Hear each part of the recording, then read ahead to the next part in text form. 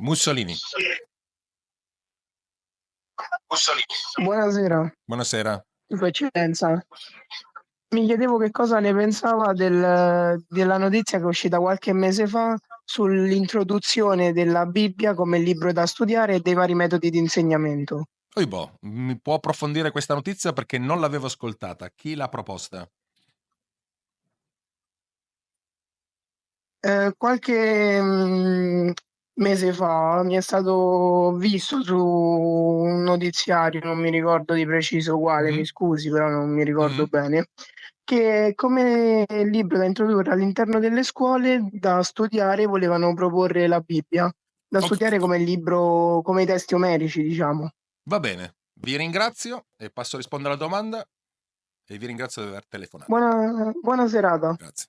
Non sono a corrente di questa notizia, dico solamente quella che è l'idea del Partito Nazionale della Fertilità. La prima cosa, come ho detto, una delle nostre proposte è quella di mettere il fatto che l'Italia sia un paese di tradizione cristiana in Costituzione. Questo non toglie niente alla laicità dello Stato, che deve essere laico. Ma come dice un detto africano, se non sai dove vai, guarda da dove vieni. Dato che tutta la nostra legislazione è anche ispirata a questa tradizione, nonché tradizione romana. Il mio partito è un partito che rispetta i 3 milioni di islamici che vivono in Italia, ma che ha le idee ben chiare, ben chiare.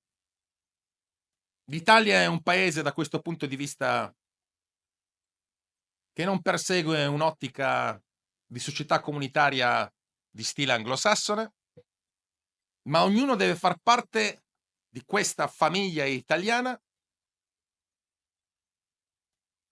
seguendo quelle che sono le sue grandi tradizioni. E quindi, per esempio, ricordo che il presidente egiziano Nasser negli anni 60 in Egitto arrivò addirittura a proibire il velo. Non vogliamo proibire il velo, va bene, ma sono assolutamente contrario, per esempio, al fatto che si porti un velo completo, si copri tutto il viso, come in Marocco. Conosco molto bene la legislazione dello Ius Soli per quanto riguarda gli Emirati Arabi Uniti e così via. Per quanto riguarda la Bibbia,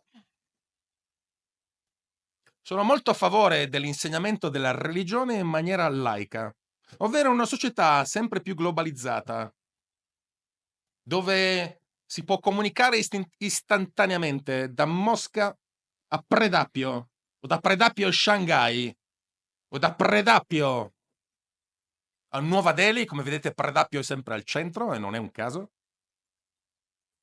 Penso che sia importante conoscere altre religioni e culture, ma fare una specie di propaganda sostituendosi